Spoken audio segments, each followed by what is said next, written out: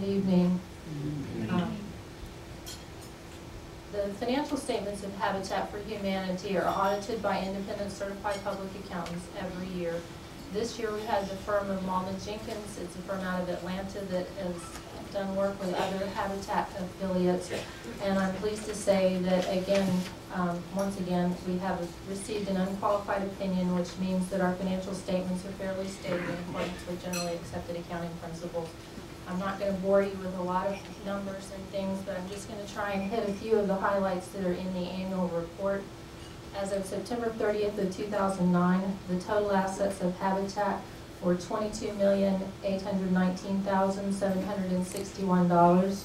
In rounded numbers, we had cash of $2.9 million, 5.5 in first and second mortgages, net of an allowance for doubtful accounts, 1.6 million in land held for home sites, another 2.6 million in construction in progress. Our liabilities at that point were 1.6 million, which was very similar to what it's been in past years, giving us net assets after our liabilities of $22,202,000. Our revenues for the year were down over prior years, not surprisingly. Total revenues were $6,343,000. 49% of those revenues came from contributions, 20% came from grants and subsidies. Our expenses for program services were $6,430,000, $907,000 for administration, and $176,000 for fundraising. Our loss for the year, however, was right at $6 million, and it included two very unusual items. One was an impairment loss of $4,382,000 and another $500,000 for a loan loss reserve. Not surprising to anybody in this area, the value of the real estate held by Habitat, as well as everyone else in this area, has declined, and those numbers reflect writing down the value of the land and the houses that were held at the end of the year, and not specifically directly related to operations. Those made up the bulk of the loss for the year. You will also notice that the construction costs were down somewhat this year because of the volume of houses that are in our community that have already been built. Some of our funds were used to rehab existing houses instead of constructing new. Even with the reduction in the property values and the economy in our area, Habitat continues to be very strong in financial position. If you'd like to see a copy of the full audit, it will be available on Habitat's website. And just in closing, Habitat continues to fill a very important role in our community and strives to use every contribution received very wisely. Thank you.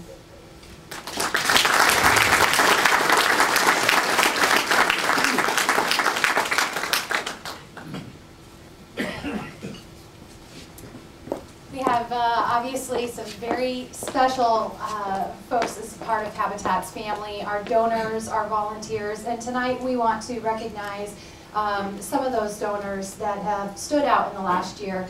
Karen Quanstrom, our Vice President of Development.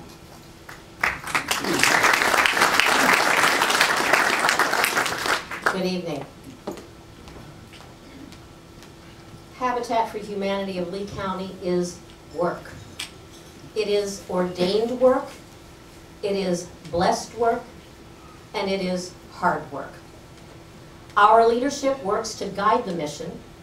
Our staff works to fulfill the mission. Our homeowners work to live the mission. Our volunteer and donors work to ensure the mission. Marge Piercy has a poem, To Be of Use, and it speaks of my sentiments for all of you and is dedicated to the people we will be honoring tonight. The people I love best jump into work head first, without dallying in the shallows, and swim off with the sure strokes almost out of sight. They seem to become natives of that element, the black, sleek heads of seals, bouncing like half-submerged balls. I love people who harness themselves an ox to a heavy cart, who pull like water buffalo with massive patience, who strain in the mud and the muck to move things forward, who do what has to be done again and again, I want to be with people who submerge in this task, who go into the field to harvest and work in a row and pass the bags along, who are not parlor generals and field deserters, but move in a common rhythm with the food when the food must come in or the fire must be put out. The work of the world is common as mud. Botched, it smears the hands, crumbles to dust. But the thing worth doing, well done. We're going to honor 3 tonight. The first that I'm going to talk about is Robin Stuckey Home Furnishings. They are a very strong supporter of Habitat and have been for years. This fine organization doesn't limit itself to profit alone, but reaches out to the community by sharing with the likes of Habitat for Humanity, and I'm probably not aware of all that they do, but I do know of their generosity to us. They have provided financial support through the years and have been the major business contributor to our thrift shop. Chairs, lamps, couches, love seats, cushions, lamps, objects d'art, all pour into our doors as a result of their generosity. Probably well into the 6 figures, if not beyond, in the years that they've been supporting us. The donations made have provided Habitat homeowners and the public with fine furnishings with the benefit of thrift store prices. The proceeds from our thrift store provides homes. Brian Crowley, as the CFO, will be accepting our appreciation plaque. I would like him to come forward, and I would also invite Ken Fitzgerald. He is the Vice President of Logistics, and Ken Waters, Warehouse Manager, to join Mr. Crowley here at the platform. Can you tell where I'm from? Some of you out there got that, didn't you? Others not. These 2 gentlemen coordinate the donations of our thrift store. So if these 3 gentlemen would please join me up here. I see heads. There we go.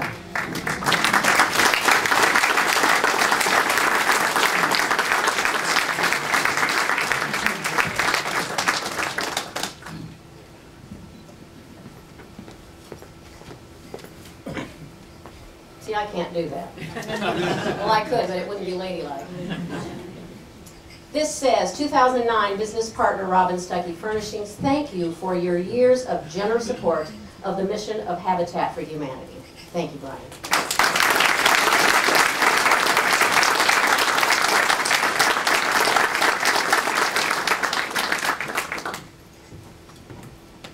Joanne Landis Ross.